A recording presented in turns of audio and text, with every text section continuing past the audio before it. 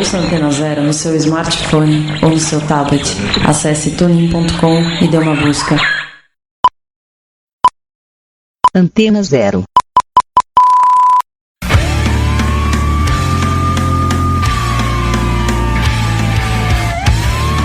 A Rádio Antena Zero apresenta Desobediência Sonora.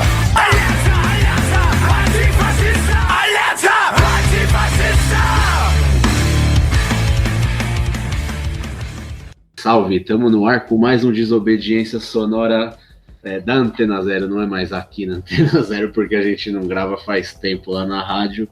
Já estamos com saudades.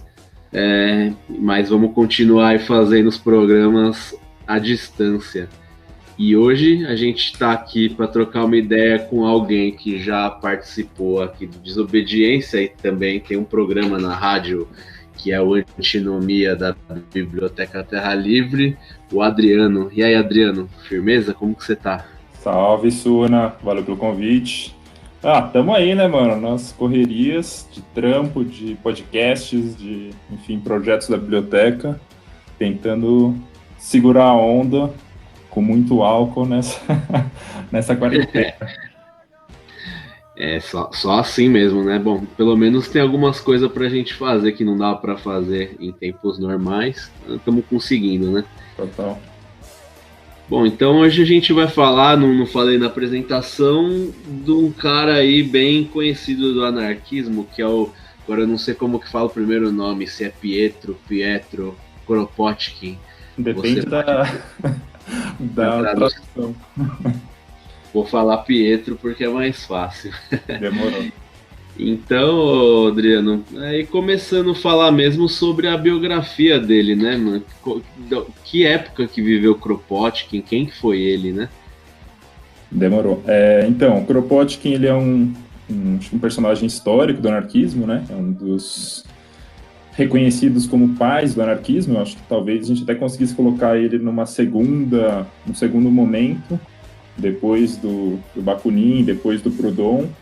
Ele vai se aproximar do movimento anarquista de verdade na década de 70, né, depois da Comuna de Paris. Então ele não está ali no inicinho do processo, mas ele, de alguma maneira, ele vai ser uma das pessoas que vai organizar uma série de conceitos, vai, enfim, criar muito material para dar base, né, analítica, a gente pode até dizer científica para pensar o anarquismo, porque ele caminha por esses campos. Mas o Kropotkin, eu acho que ele é um cara, talvez, na história contemporânea, uma das poucas pessoas que conseguiu fazer com sucesso uma coisa que é a traição de classe, né? O Kropotkin, ele nasce numa família que é uma família de nobres russos, né? Faz parte de uma elite, vem de uma dinastia dos Romanov, que foram pertencentes à família do Ivan Terrível. Então ele tem um berço, vem do berço de ouro, né, na Rússia, é educado dentro dessa tradição, é educado para ser um militar, para servir as altas patentes do exército russo, e ele tem alguns momentos na biografia dele, que ele escreve no finalzinho do século XIX, que ele, de alguma maneira, aponta para as rupturas que foram acontecendo ao longo da vida dele, que levaram ele a escolher a luta dos oprimidos e não a reproduzir a lógica dos opressores, né? Ele perde a mãe dele com 4 anos de idade, como uma boa família aristocrática, o pai ligava o foda-se, né, para a formação dos filhos, para os cuidados com os filhos, e aí ele basicamente vai ser educado pela governanta, pelos criados, que era uma família que tinha muitos criados, e vai criar um vínculo, que a gente pode dizer ainda nesse primeiro momento, de gratidão, né, pelos trabalhadores, porque eles estão, afinal, cuidando desse jovem. Mas conforme ele vai vivenciando esses espaços contraditórios, que é o espaço do convívio com os camponeses, do convívio com os servos, e vai vivenciando a moral e a cultura que está circulando nas altas classes da Rússia, ele começa a se rebelar com isso, começa a se incomodar profundamente com essa contradição que está colocada na sociedade russa naquele momento, e passa a buscar outras alternativas, né? Então, a primeira resposta dele não é uma resposta de ruptura, ele vai para uma região afastada dos centros econômicos da Rússia, vai lá para a região do Amur, que é uma região que tinha sido recém-anexada, então a gente pode pensar esse processo de colonização da Rússia também no leste asiático, como se deu, né, incorporação de território da China.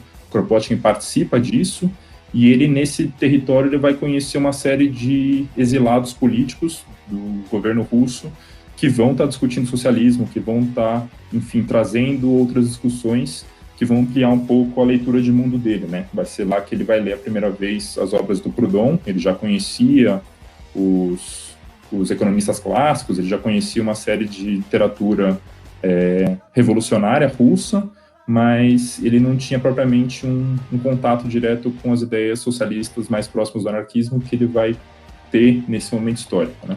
Então, Kropotkin, nesse momento, que é o momento que ele está com cerca de 20 anos, ele está lá servindo ao exército num processo de anexação colonial, estudando os territórios, fazendo um trabalho entre geográfico e econômico ali da região. E aí lá ele começa a se aproximar desses grupos revolucionários, e quando ele volta para Moscou, que ele está estudando, ele vai estudar, surpreendam-se, matemática na universidade, porque ele acha que as ciências da natureza são as ciências mais revolucionárias. Ele tem alguns bons argumentos para isso. Mas ele vai para Moscou, depois que ele volta, né, dessa região do Amur, ele abdica dos cargos oficiais no exército, e aí ele decide seguir atuando numa perspectiva científica, e ele começa a participar dos grupos revolucionários na Rússia, né? E aí, nesse momento, ele ainda não é um anarquista, ele está mais próximo dos nihilistas, e aí só queria fazer um parênteses em relação a isso, porque os nihilistas na Rússia, eles muito influenciados por um autor de literatura, que é o Turgenev, que escreveu um livro que chama Pais e Filhos, que apresenta o personagem principal, é um nihilista positivista, e aí o Kropotkin, de alguma maneira, e a juventude revolucionária russa, de alguma maneira, começa a se projetar ou imaginar essa forma de atuação política como uma forma viável naquele contexto, né? Eu gosto de destacar isso porque o niilismo e o positivismo na Rússia, eles ganham contornos bastante diferentes daqueles da França, que a gente conhece, que são burgueses, né? E lembrar que na Rússia não existia burguesia, ou a burguesia era algo efêmero, né? A gente tinha uma classe política aristocrática vinculada ao czarismo, então que na prática o que o positivismo russo junto com o niilismo fazem é entender que não existe alternativa, e aí, por conta disso, o niilismo russo ele é altamente terrorista, ou ele está pautado na destruição dessa ordem vigente, que é czarista e religiosa, né? Então, acho que é interessante que esse meio que é o campo o primeiro espaço de atuação política do Kropotkin. Ele vai, por conta dos trabalhos, das ações de propaganda e por conta da militância dele, ele vai ser preso, num contexto em que ele está ganhando notoriedade também enquanto cientista, porque a partir dessas pesquisas que ele fez na Sibéria, ali na região do Amur, ele descobre uma série de novas teorias climáticas e ambientais e geomorfológicas, e aí isso de alguma maneira contrapõe a teoria clássica que estava colocada. E aí na biografia dele tem até uma passagem muito simbólica, que é na noite que ele defende na Sociedade Geográfica Russa a teoria dele sobre a glaciação e sobre os efeitos da erosão no solo, nas montanhas russas. Ele vai ser preso pela polícia especial do czar e vai ficar depois disso 2 anos preso na Fortaleza de São Pedro, São Paulo, que é um dos pontos marcantes da vida política dele, científica, enfim, que vai ser um ponto de ruptura, né? Depois disso, ele vai ficar muito doente, como quase todos os prisioneiros no passado e no presente ficam, né? As prisões continuam sendo ambientes insalubres e repugnantes moralmente e socialmente. Então, ele vai atacar muito essa instituição. E, junto com outros companheiros, eles conseguem, quando ele está doente e é transferido para um hospital-prisão, eles, num dia, conseguem articular uma fuga também cinematográfica, que tem até uma história em quadrinho, depois se quiserem procurar, que fala sobre isso. E ele consegue fugir da prisão com o auxílio de outros companheiros, vai para a Finlândia, e da Finlândia ele vai para a Inglaterra. E aí, basicamente, a vida do Kropotkin vai ser uma vida em exílio, ele com com 20 e poucos anos, então, ele sai da Rússia e vai voltar só no finalzinho da vida durante a Revolução Russa, né? Mas nesse período, então, do exílio dele, ele vai passar pela França, um tempo considerável, depois ele vai para a Suíça, e a maior parte da vida dele ele vai passar na Inglaterra. Então é interessante pensar que as pessoas falam assim, Kropotkin é um russo, mas assim como o Bakunin, a maior parte dos escritos políticos foram originalmente feitos em inglês e em francês. Então as pessoas falam assim, preciso ler russo para ler o Kropotkin no original? Não, você precisa ler, dependendo da época dele, ele escreve as primeiras obras dele em francês, e aí as últimas obras principais, né, da teoria kropotkiniana vão ser escritas em inglês, então que facilitam o acesso direto.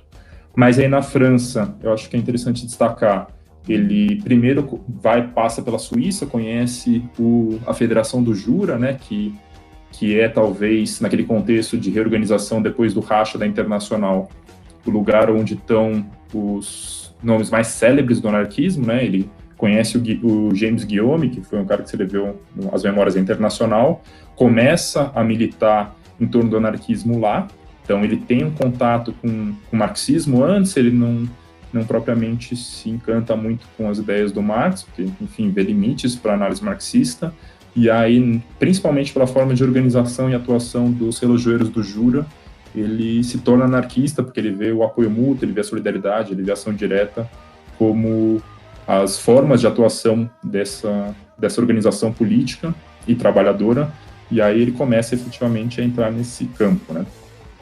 É nesse contexto também que ele vai tomar contato com os principais teóricos e militantes anarquistas da época. Ele não chega a conhecer pessoalmente o Bakunin, apesar de estar próximo de todos os companheiros do Bakunin. Então esse é um dos pontos na biografia dele que a gente fica, conforme vai estudando, ansioso por saber quando esse grande encontro vai acontecer, mas não acontece. Mas um outro grande anarquista que ele conhece, que se tornam amigos e vão ser companheiros de luta, de ideias e de amizade pelo resto das suas vidas, é o Élisée Reclus, que eles vão se conhecer lá no finalzinho da década de 70, então quando ele está no exílio, nesse exílio entre Suíça e França, eles se conhecem. E aí o Kropotkin tem um pouco de pé atrás com o Reclus, achando ele meio bunda mole, assim, meio acadêmico demais. O Reclus faz a célebre palestra dele sobre evolução e revolução, que é um elemento que ele compartilha também, né? O Kropotkin, ao longo de todo o seu processo de estudos científicos e políticos, ele vai incorporar as ideias evolutivas, né? Vai incorporar a teoria darwinista, apesar de ter críticas a isso, que a gente vai falar um pouquinho mais para frente, mas é interessante pensar que nesse momento histórico ele cria um vínculo de amizade e parceria que vai ser, acho que vai ganhar contornos ainda mais importantes quando em 1881, ou seja, 2 anos depois, tem uma greve de tecelãs em Lyon, na França, e aí o Kropotkin está lá na França, ele é um agitador, ele já atua diretamente dentro da produção, escrita de jornais, e aí ele vai ser acusado de ser um dos mentores dos levantes grevistas, né? E ele vai ser preso por 1 ano, e aí na prisão dele, é uma prisão que ele está, se eu não me engano, o irmão da esposa faleceu, ele pede para os policiais para poder se apresentar no dia seguinte, os policiais negam, né? E aí a esposa, Sofia, do Kropotkin, ela, durante esse período que ele vai ser preso, o primeiro momento da época dessa segunda prisão dele vai ser exatamente com a família do Élie Reclus, que é o irmão mais velho do Élisée Reclus. Então, para a gente ter uma dimensão da proximidade, né, que esses militantes tinham naquela época. O Kropotkin vai começar desde o exílio dele o primeiro exílio dele na Inglaterra, que depois ele passa para a França, ele começa a trabalhar com 2 campos de atuação específicos, né, que eu acho que vão marcar a vida intelectual e econômica dele, que são basicamente trabalhar com a produção científica, produzir artigos e análises científicas para revistas, que naquela época ainda não existiam as universidades como tal, né, ele nunca foi um acadêmico de universidade, porque também não existiam as universidades como tal, elas estão começando a se formar naquele contexto histórico, do jeito que a gente conhece hoje, nessa máquina de produção de conhecimento. Ele vai produzir uma série de artigos para uma perspectiva científica e vai trabalhar junto aos jornais operários na França e na Inglaterra, né? Ele talvez seja um dos principais propagandistas que a gente tem no movimento anarquista naquele momento, escrevendo fluente em pelo menos 5 idiomas, né? Então, ele vai ter um alcance muito grande e consegue, de alguma maneira, mobilizar uma teoria que vai chegar tanto nos camponeses quanto na classe trabalhadora, enfim, ele tem um trabalho bem forte nisso, né? Acho que ele, depois de um período longo, depois da prisão dele de Lyon, ele vai buscar outras alternativas. Na década de 80 ele muda para a Inglaterra, se eu não estou enganado, e aí ele vai desenvolver na Inglaterra uma série de trabalhos que eu acho que são os que vão marcar mais a vida dele, né? Quando ele está na França, nesse período de prisão, o Élisée Reclus vai organizar o livro mais famoso dele, que é A Conquista do Pão, que é uma seleção de artigos dele de jornal, mas os livros, o Campos, Fábricas e Oficinas, que é um livro importante, que vai organizar, de alguma maneira, a perspectiva econômica dele, as memórias dele, enfim, o apoio mútuo, são livros que ele vai escrever já no exílio na Inglaterra. Então, acho que destacar um pouco isso, que são essas obras que vão, de alguma maneira, dar projeção para o Kropotkin, né?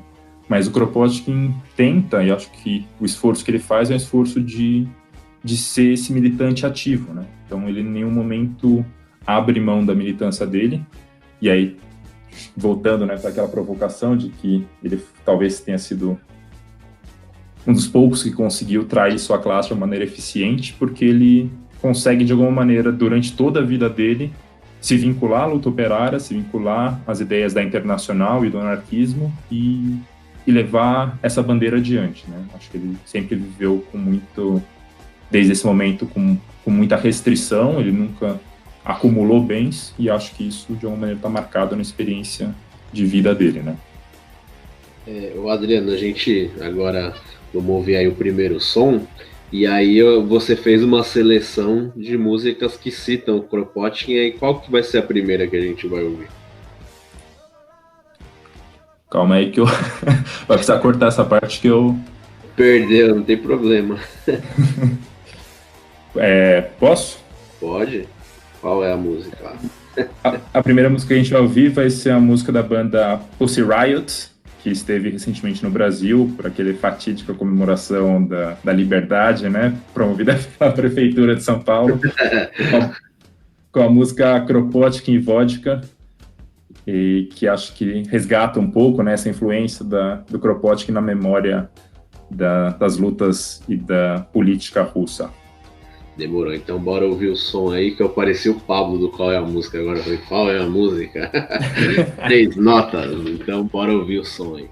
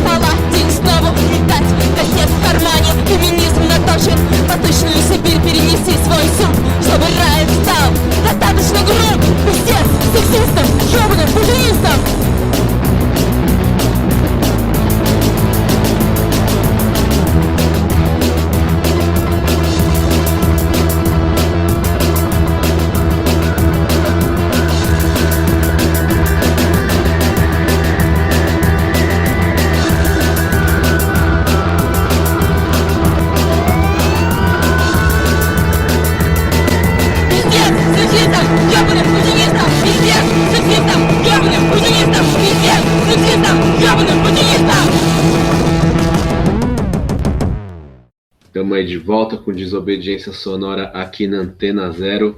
Hoje a gente está aqui fazendo uma edição de casa. Estamos aqui com o Adriano do Antinomia, da Biblioteca Terra Livre, falando sobre o Kropotkin, a vida e alguns temas que ele abordou aí. O Adriano, você falou bastante aí sobre a vida do Kropotkin, né, a biografia dele, e eu queria que você falasse um pouco sobre o anarcocomunismo, né, o livro da Conquista do Pão, que você mencionou, essa perspectiva que ele aborda durante a sua obra. Eu acho que o anarcocomunismo do Kropotkin não é dele, né? Ele, na verdade, eu acho que é interessante a gente pensar nas teorias que vão surgindo dentro do movimento anarquista, que são profundamente coletivas, né, a formulação, e aí a ideia anarcocomunista eu acho que surge um pouco desse contexto, né? A gente precisa resgatar, e acho que nos últimos episódios do Desobediência teve conversas interessantes que resgatam isso, né? No último episódio sobre o 1º de maio, o Viana fala um pouco sobre a Internacional e sobre essa origem, né, do movimento anarquista, e a gente não pode desvincular o anarcocomunismo desse contexto, porque de alguma maneira o anarcocomunismo é a teoria que o Kropotkin, o Reclus, o Jean Grave e outros anarquistas da época, eles começam a propor num contexto em que o movimento operário está sendo brutalmente reprimido, e que as teorias econômicas que estão, de alguma maneira, orientando a classe trabalhadora, elas estão começando a ser questionadas por conta também do avanço na estrutura produtiva, né? O que eu acho que é interessante para a gente pensar é que lá aquele grito clássico, né, da classe trabalhadora, que quem não trabalha não come, querendo dizer que os patrões, enquanto eles forem usurpadores da força de trabalho dos trabalhadores, eles não comerão. O Kropotkin e esse grupo de anarquistas começa a pensar numa perspectiva do comunismo, né, que é como que esse anarquismo vai se estruturar economicamente, que vai ser a cada um segundo as suas necessidades, de cada um segundo as suas possibilidades, né? Então, que a única forma de a gente construir uma sociedade revolucionária que tenha estrutura e garantias para sua estabilidade, para sua sobrevivência, é que a gente crie agora os meios que a gente almeja no final, né? Então, o anarcocomunismo, de alguma maneira, ele questiona essa lógica do trabalho que só quem trabalha recebe, porque mais do que olhar ou defender uma elite, o que eles estão olhando é falando assim, bom, a gente vive um momento hoje, e o Kropotkin no Campos, Fábricas e Oficinas, que é um dos livros importantes dele, que ainda não tem tradução para o português, ele vai fazer os cálculos econômicos para pensar naquele momento histórico, com a tecnologia que se tem, o quanto de trabalho socialmente é necessário para que a gente produza riqueza suficiente para o indivíduo, para o grupo daquele indivíduo e para a sociedade como um todo.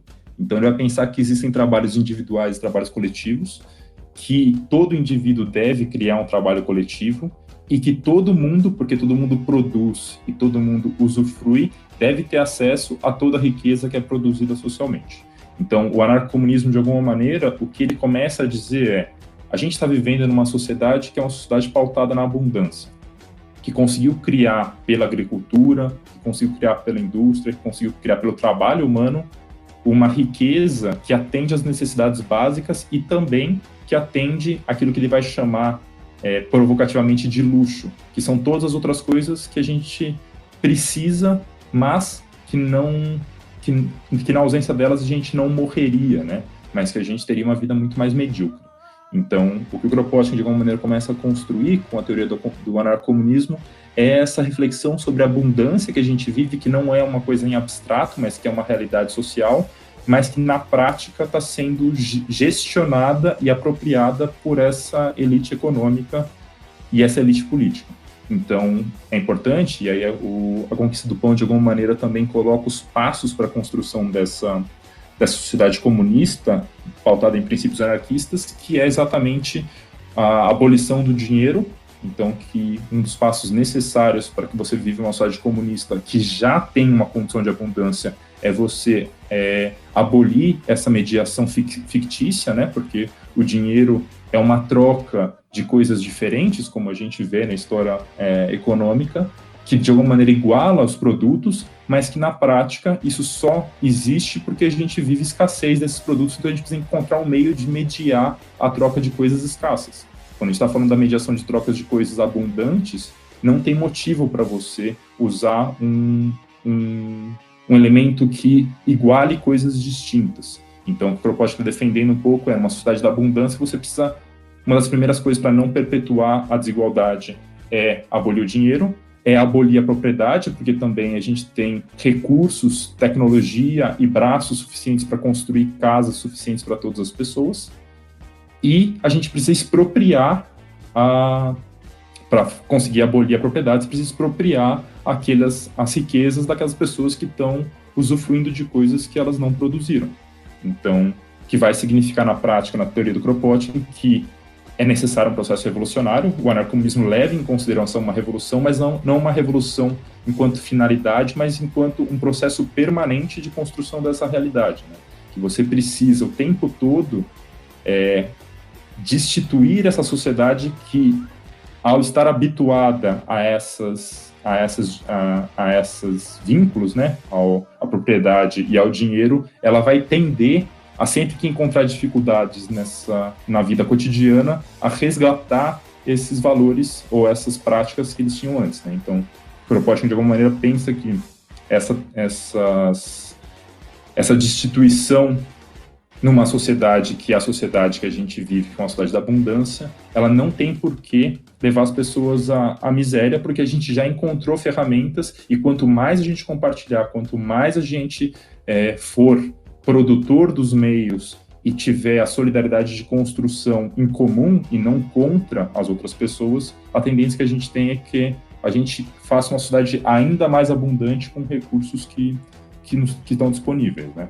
Então, um pouco da ideia anarcocomunista, que eu acho que se diferencia do coletivismo do Bakunin, acho que reside nesse lugar de que o trabalho, de uma perspectiva de que o trabalho vai ser feito, porque na prática a gente trabalha mesmo, e de que a gente vai abolir a ideia da mediação pelo dinheiro, dessa determinante comum que a sociedade criou.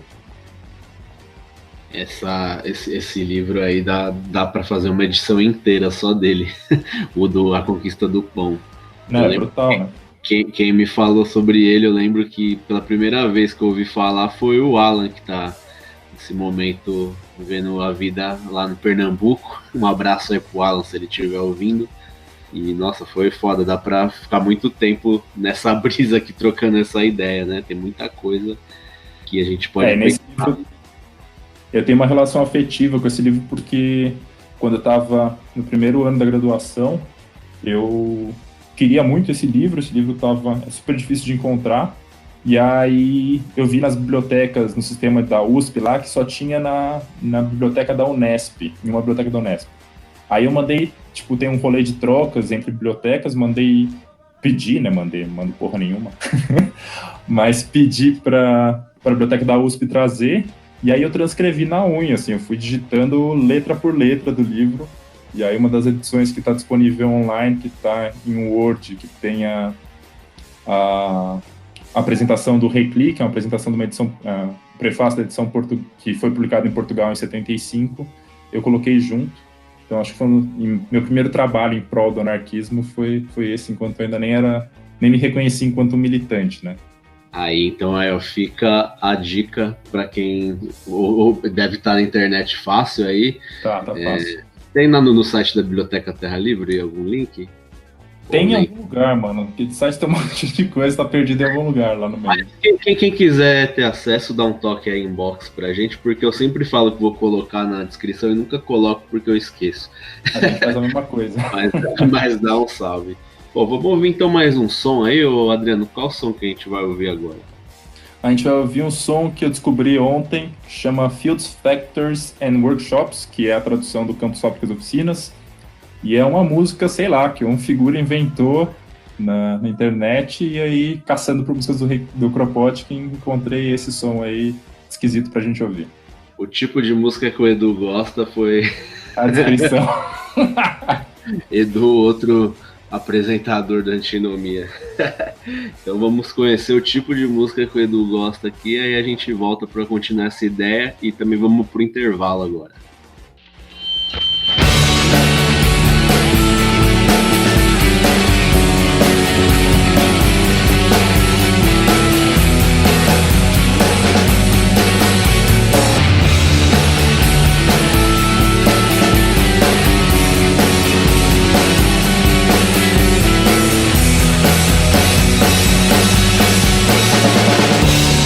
Welcome to the union of the egotists.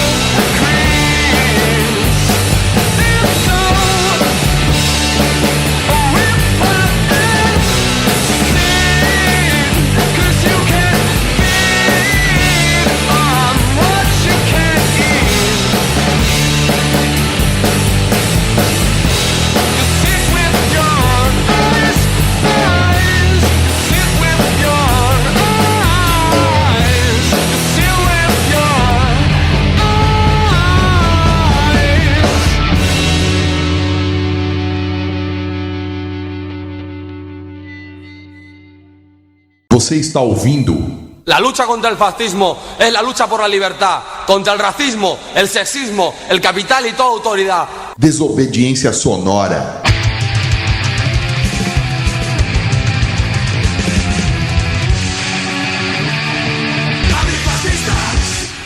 Antena Zero. A gente concorda que você não deve deixar o rock sair de você. Mas a gente acha que é preciso deixar o rock entrar também. Não basta apenas ouvir sempre as mesmas músicas daquelas mesmas bandas. É por isso que aqui a gente tem muito mais que 89 músicas na nossa programação. Aqui a gente toca rock de A a Z, porque nós somos uma rádio livre. Antena Zero, a rádio que não toca só o que você quer ouvir, mas o que você precisa escutar.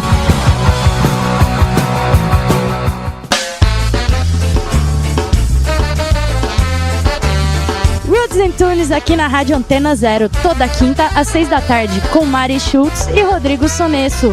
Convidados, entrevistas, posicionamento, opinião e muito som, porque aqui o Sky é tratado como ele merece, com atitude, postura e muita ideologia.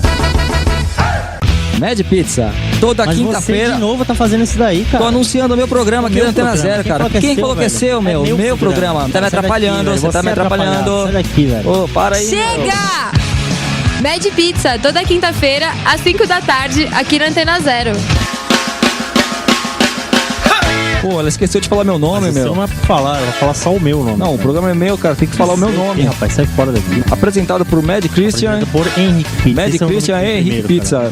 Meu nome veio primeiro, cara. Não é você tá aqui, velho. Não é nem você, cara, o programa é meu. Seu caramba, sai daqui. Vai.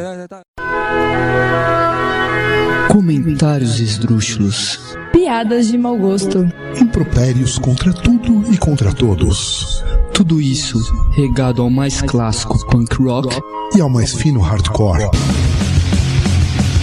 Programa de Mortal, toda quinta-feira, às 9 da noite, aqui na Antena Zero. Sabemos que no vamos a heredar nada más que ruinas, pero a nosotros no nos dan miedo las ruinas, porque llevamos un mundo nuevo en nuestros corazones. Rádio Raio. Estímulos e urgências sonoras. Músicas, conversas, recortes de texto, filmes e vida. Sobre temas que impulsionam e inspiram agindo agora. Todo domingo, às 9 da noite, com Rashi Pash e Vanessa Nicolave, aqui na Antena Zero.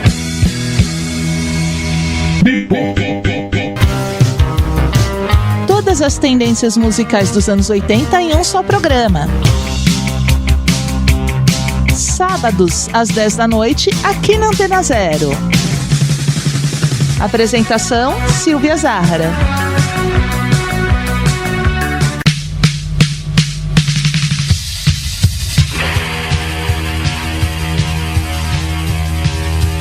Antena Zero, expressando liberdade com conteúdo de qualidade.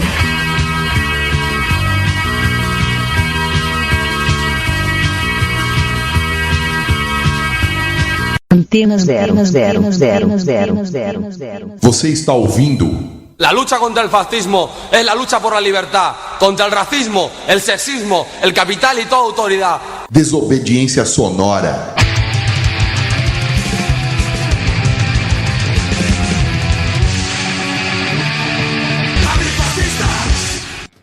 Estamos aí de volta com Desobediência Sonora aqui na Antena Zero, a rádio que não toca só o que você quer ouvir, mas o que você precisa escutar. Hoje eu tô aqui trocando uma ideia com o Adriano sobre o Kropotkin, a vida e todos os temas mais importantes do que ele trata, né? Porque ele fala de muitas coisas. Adriano, a gente está trocando uma ideia sobre o anarcocomunismo e outra coisa que o Kropotkin é bastante conhecido e é muito interessante, é um negócio que eu gosto bastante no Kropotkin, que é a questão do apoio mútuo, né? E com a situação que a gente está vivendo também agora, isso fica muito mais claro para a gente entender, né? Eu queria que você falasse um pouco aí sobre o apoio mútuo, como que ele trata essa questão. Eu acho que esses são dos pontos pelos quais o Kropotkin ficou mais conhecido fora do anarquismo, né? Apesar de não ser muito conhecido fora do campo anarquista e de ter sido apagado da história da ciência, o Kropotkin ele teve durante esse período, o segundo exílio dele na Inglaterra, né, que é, como eu falei, no final dos anos 80, começo dos anos 90, do século XIX, ele participa, vai escrever para uma série de revistas conceituadas, a Nature, por exemplo, e aí, por uma das revistas que na época era muito famosa, que chama The 90th Century, que é o século XIX, ele tem uma coluna que ele escreve semestralmente, né, que era uma revista semestral, que chama Recent Science, que é ciência recente, que ele fala sobre química, biologia, física, enfim, ele vai abordar esses temas que são um pouco familiares para a galera das ciências humanas, mas que ele transitava bem por conta da formação e do interesse científico dele nessas áreas. E aí ele foi, acho que só fazer um resgate um pouco antes, o Kropotkin, tem muita gente que fala que ele coloca a cooperação e o apoio mútuo em contraposição à luta pelas espécies, né? Mas eu acho que é interessante destacar que Kropotkin, durante a juventude dele na Rússia, ele estudou evolucionismo, ele estava estudando e pensando sobre evolucionismo quando, em 1859, o Darwin publica A Origem das Espécies. Ele, junto com o irmão dele, que também era um cientista, vai debater muito isso, ele coloca no livro dele, né, nas memórias dele. E aí o Kropotkin, quando está na Inglaterra, ele começa a pensar sobre os estudos que ele fez na região da Sibéria, que eram, diferentemente daquilo que estava colocado principalmente na Origem das Espécies, que era um foco maior na competição entre os animais de espécies diferentes, ele consegue ver uma série de casos na natureza de ações de solidariedade. Então, e quando existia uma escassez de alimentos, enfim, um contexto mais drástico para os animais, a primeira resposta não era a luta, senão a divisão dos grupos, e esses grupos, esses indivíduos dessas espécies de mamíferos, principalmente quando ele está analisando, eles se dividiam e buscavam migrar em bando para tentar garantir a sua sobrevivência, né? Então, ao invés de eles se matarem pelos recursos escassos, ele analisava que os animais buscavam, antes dessa luta fratricida que levaria o mais forte a sobreviver, eles buscavam sobreviver pela cooperação. Então ele começa a olhar esses fenômenos a partir da observação, né, a partir de um método científico, esses fenômenos da natureza, e ele, ao analisar as relações humanas também, ele tem dificuldade de ver essa teoria que foi tão útil, né, para o desenvolvimento do capitalismo, que é falar que a natureza se organiza pela lei do mais forte e que a luta pela sobrevivência se impõe enquanto o motor da mudança social. Ele vai colocar que, na prática, o que ele está vendo nas sociedades, que são sociedades menos inseridas em da lógica capitalista, é uma série de ações de solidariedade, né? Para isso ele vai recorrer à vivência do camponês russo, e aí é interessante a gente pensar nisso, né, que o MIR, ou depois o próprio Soviet, são organizações de solidariedade que são construídas pelos camponeses, que vêm já de uma tradição muito mais antiga, e aí que são os estruturantes da Revolução Russa, que a gente vai falar um pouquinho mais tarde. E aí ele vai, exatamente por essas viagens, por essas observações, por essas trocas, por essa abertura que ele tinha para transitar tanto por conhecimentos e análises sobre a natureza quanto sobre a sociedade, ele vai desenvolver essa teoria do apoio mútuo, né? A teoria do apoio mútuo ele escreve nos anos 90, em resposta a uma série de artigos de um figura que eram desses filha da puta escroto capitalista do caralho, que era o Thomas Huxley, que era um cara que estava pegando as teorias do Darwin e estava sendo um dos principais propagadores daquilo que ficou conhecido como darwinismo social. Então ele estava tentando trazer para essa teoria científica cada vez mais para justificar as atrocidades do processo colonial, querendo dizer que os europeus basicamente tinham direito, e a elite europeia, porque a gente não pode dizer que os europeus são uma categoria única, porque a gente tem, obviamente, os trabalhadores que estavam construindo a solidariedade na base, né, mas a elite europeia estava usando dessa ideia de civilização, de uma pretensa superioridade da civilização europeia da elite, para colonizar e para oprimir as sociedades que seriam as subalternas, né. Então Então, o que o Kropotkin começa a fazer nessa revista, que é a 19th Century, é responder às teorias do Thomas Huxley, construindo todo um processo histórico da solidariedade desde das sociedades mais simples, né, animais mais simples, até a história humana, tanto no passado quanto na história moderna, né?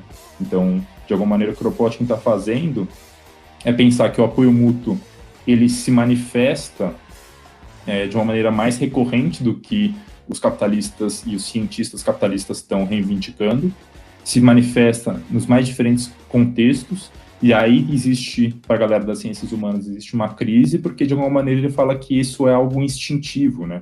Que a solidariedade é algo inato quase na espécie humana, não porque a gente nasce assim, mas porque como somos seres que evoluem de outras espécies que estão num processo como todos os seres no planeta Terra e no universo em evolução, e uma evolução não necessariamente positiva, né? O Kropotkin tem uma perspectiva crítica em relação à evolução, de que a evolução pode ser tanto positiva quanto negativa, mas que é algo que a gente, de alguma maneira, compartilha a solidariedade e o apoio mútuo com as outras espécies. A gente consegue ver isso efetivamente também presente nos mamíferos, né?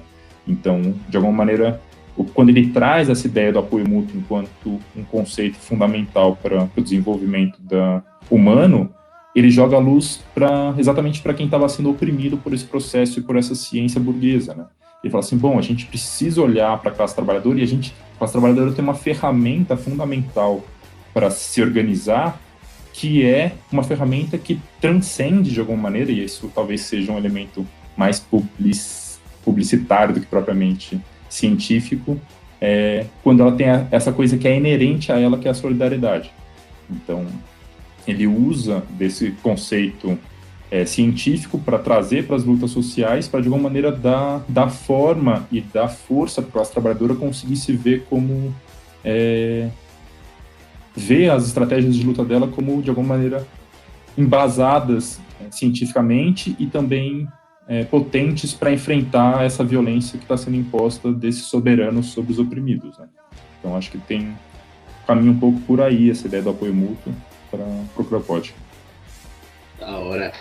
Vamos então ouvir mais um som. Qual que é o outro som que você trouxe aí pra gente que tem a mesma temática? Eu sugeri uma canção, se eu não me engano, ela é chilena, de uma banda da década de 70, que chama Blops, que os amigos do Grupo de Estudios José Domingo Gomes Rojas me apresentaram quando estive lá no Chile em 2012, 13, sei lá, 12, a primeira vez. E aí é uma música que fala sobre uma utopia solidária, onde eles vivem num povoado que chama Machulenco, que não tem opressão nem líderes, e onde a sociedade se ajuda mutuamente para desenvolver a sua vida. Boa, então bora ouvir o som aí.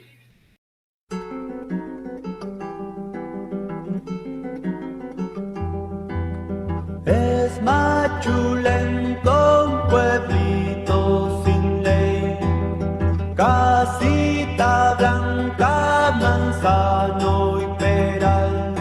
No hay puertas, no hay cercas, no hay que esconder los enamorados durmiendo de pie.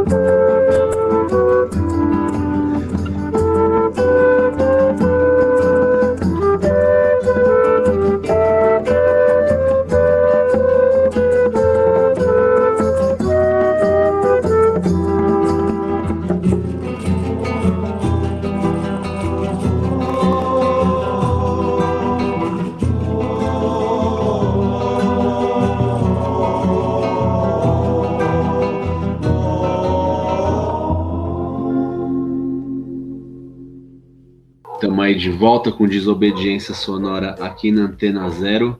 Hoje a gente está trocando uma ideia aqui sobre a vida e uns temas da obra do Kropotkin, Pietro Kropotkin, com o nosso camarada aqui, o Adriano.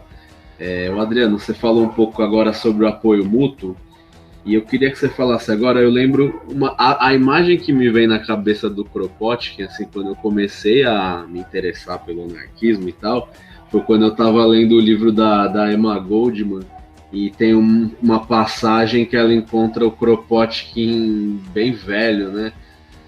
E isso me fica na cabeça. Quando eu penso no Kropotkin, eu imagino ele um velhinho, assim, um sábio, puto com o stalinismo, tá ligado? E aí eu queria que você falasse um pouco sobre isso aí, sobre a visão dele na Revolução Russa e, enfim, como que foi que ele tratou essa questão. Eu acho que a relação do Kropotkin com a Revolução Russa é interessante que ela antecede até esse momento, porque o Kropotkin, ele, quando tem em 1905 a primeira organização dos soviets, né, e um processo de uma primeira tentativa revolucionária na Rússia, o Kropotkin, ele está olhando esse processo todo, está muito entusiasmado, e ele está entusiasmado inclusive porque ele sabe um pouco dessas origens de quem são essas pessoas que estão se levantando, né? Apesar da distância, de estar quase 40 anos fora da Rússia nesse momento histórico, em 1905, ele está, de alguma maneira, ele entende quem são esses camponeses, quais são essas organizações, porque ele estava vivenciando essa organização, e esses grupos estavam dentro dos grupos revolucionários em momentos que antecederam, que de alguma maneira gestaram, né, esse processo que vai levar à Revolução Russa. Eu acho que, como qualquer processo revolucionário, é um processo e não um momento histórico só, né? Então, quando começa efetivamente os processos revolucionários na Rússia, Kropotkin está vivenciando primeiro uma tensão histórica em relação à Primeira Guerra, ele está se contrapondo à política alemã, né? E esse é um outro tema que acho que é importante depois de se observar, que, enfim, o debate em torno da Primeira Guerra Mundial, mas efetivamente quando a Revolução eclode na Rússia, ele, junto com todo o movimento operário internacional, ele está super entusiasta, né? E aí, quando os bolcheviques chegam ao poder, em outubro, existe uma relação bastante ambígua com o movimento anarquista, porque os anarquistas começam, uma parcela deles começa a ser vista como antirrevolucionária, ou como pequeno-burguesa, mas ao mesmo tempo existe uma tentativa por parte do governo bolchevique de atrair os grandes anarquistas internacionais para participar disso e para dar legitimidade também para a revolução, né? Eu acho que era fundamental, pensando que o anarquismo é a grande força internacional, como o próprio Viana colocou no episódio sobre o 1º de maio, dentro dos sindicatos, é fundamental para a Revolução Russa nesse contexto, que ainda os partidos comunistas não são a referência de organização política da classe trabalhadora, que os anarquistas, principalmente esses ilustres, estivessem respaldando, né? E aí o Kropotkin é convidado a retornar à Rússia, então ele não está mais sendo perseguido, ele não é mais um inimigo do Estado, ele já está bem velhinho, e aí ele aceita, ele e a esposa dele, a Sofia, voltam para a Rússia. Lá, se eu não me engano, em 1917, 18, eles voltam para a Rússia, e eles, a princípio, ficariam em Moscou, mas depois eles vão para uma cidadezinha do interior, que é Dimitrov. Nessa experiência do Kropotkin, ele, primeiro, está nessa condição que você fala, né, ele já é um senhorzinho, então ele não é um revolucionário, mas ele não vai pegar em armas, ele não vai guiar os trabalhadores, ele não vai ser o Duhut da Revolução Russa, né, ele não vai estar à frente dos caminhões e com um fuzil. Ele tá na casa dele, ele é um cara que tem uma das passagens, se eu não me engano, é do Máquino, quando ele vai visitar o Kropotkin. Posso estar enganado, eu não encontrei de novo essa citação, mas que é uma das passagens super bonitas, que ele entra bate na porta do Kropotkin, a Sofia abre a porta, ele vai procurar, ela pede para ele entrar, ele vai entrando, ele ouve um piano no fundo, e ele vê um senhorzinho barbudo, gordinho, tocando um piano na sala, assim. E aí você fala assim, bom, esse cara obviamente não é o revolucionário que as pessoas queriam. E o próprio Marx não coloca, ele fala assim, putz, e aí a gente que tinha esperança desse mentor intelectual, desse grande sábio que fosse guiar a gente nessa revolução, o Kropotkin não tem condições de fazer isso e não tem interesse nesse momento, né? Então, ele, de alguma maneira, entende as suas limitações físicas, entende a sua importância, porque ele também não quer ser um líder, né? O Lenin convoca ou convida o Kropotkin 2 vezes para conversar, o Kropotkin vai até o Lenin, eles têm dois encontros que a gente disponibilizou no site da biblioteca, um material que fala um pouco sobre isso, né, sobre esse encontro do Lenin com o Kropotkin, e o Kropotkin é avesso a essa ideia de se tornar uma liderança, é avesso a ideia de se tornar uma referência intelectual para o processo revolucionário russo, que ele disse que a importância e o mérito da Revolução Russa é dos soviets e é da construção pela base dos trabalhadores, que isso deve ser propagandeado, isso deve ser estimulado, né? E aí, tanto é que nos encontros com o Lenin, o ponto central da conversa do argumento do Kropotkin junto ao Lenin a gente precisa da liberdade para esses camponeses, porque esses camponeses fizeram a revolução, esses trabalhadores das fábricas fizeram a revolução, e eles têm que autogerir a sua vida. O Estado, tomando esse lugar, ele é incapaz de dar conta e incapaz de ser mantido por essa própria classe trabalhadora, senão pela opressão. Então, que aquela teoria de que a Revolução Bolchevique ia se tornar, de fato, uma ditadura contra o proletariado e não para o proletariado, se realiza quando os trabalhadores vão perdendo a sua liberdade, que é um pouco o que Kropotkin e Goldman já apontavam no início do processo revolucionário. Putz, Adriano, essa ideia é muito da hora de trocar. Eu sempre falo isso, que quando acaba a entrevista, que, pô, infelizmente mesmo, em todas as vezes, puta, mas esse assunto é da hora, né? Puta, esse diálogo do Kropotkin com o Lenin é coisa fina. Mas, infelizmente, o programa tem um tempo, e aí a gente está chegando ao fim aí dessa edição, e eu queria deixar espaço aí, final, para você falar um pouco também sobre os livros que estão vindo aí do Kropotkin, sobre o Kropotkin, ou do próprio Kropotkin, a tradução, sobre a biblioteca, a antinomia, aí você fica à vontade. Valeu.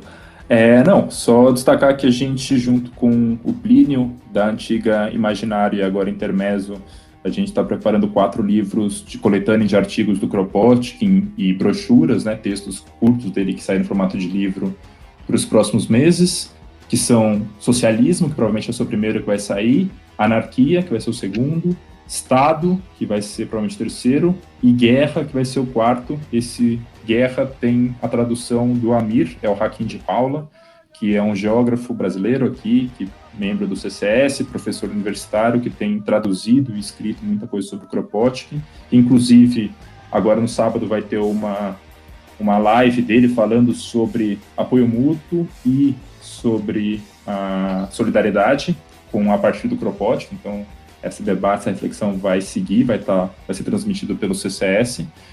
E aí, então, tem esses 4 livros. A gente na biblioteca está preparando também A Grande Revolução, e um pouco do horizonte desses trabalhos, além de retomar a importância das obras do Kropotkin, é que no ano que vem tem o centenário da morte do Kropotkin, que a gente está organizando um colóquio junto com o Federico Ferretti, um pessoal da USP e de fora, sobre o centenário da morte do Kropotkin. Então fiquem atentas e atentos, se quiserem procurar sobre isso. E quem quiser mais material sobre o Kropotkin, em especial sobre o debate do apoio mútuo, tem um videozinho que a gente legendou, que chama Darwin e Kropotkin, Competição ou Solidariedade, está no nosso canal no YouTube da Biblioteca Terra Livre. E é isso, e mais informações sobre a biblioteca, projetos, acessem lá o nosso site, bibliotecaterralivre.noblogs.org, ouçam Antinomia, façam críticas, e toda sexta-feira, às 4 horas da tarde, no Faixa Falada da Antena Zero. E tem mais uma música aí?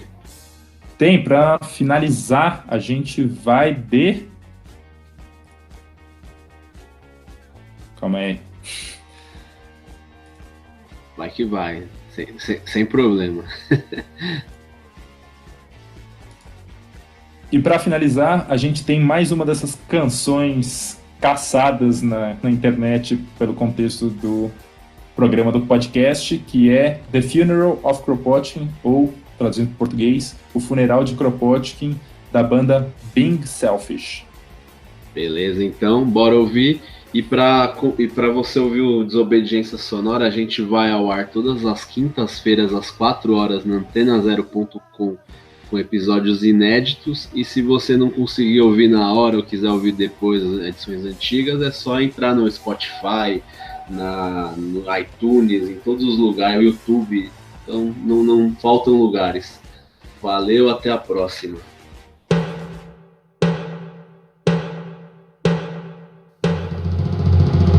A black banner waving in the faded sun on a freezing February morning in 1921. Sailors, soldiers, peasants having one last fling at the funeral of Kropotkin.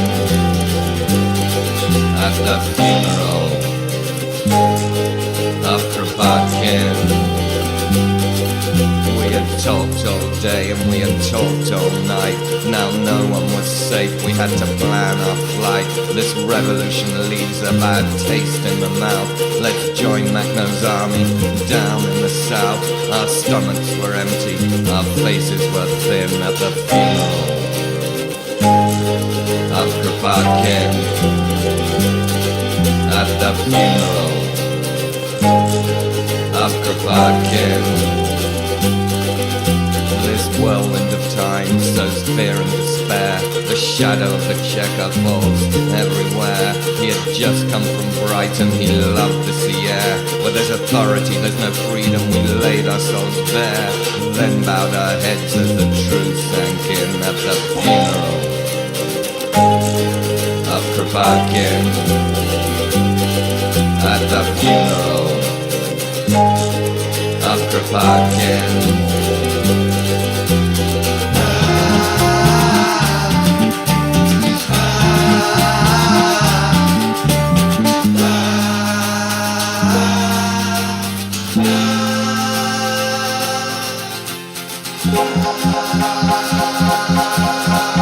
Paroled prisoners waited and struggled for a glimpse of a bearded wizard, an anarchist prince. Kronstadt lay simmering in the wings like a curse. If life was worth living, it could only get worse. So we looked to the future and our heads began to spin at the funeral of Kropotkin. At the funeral of Kropotkin.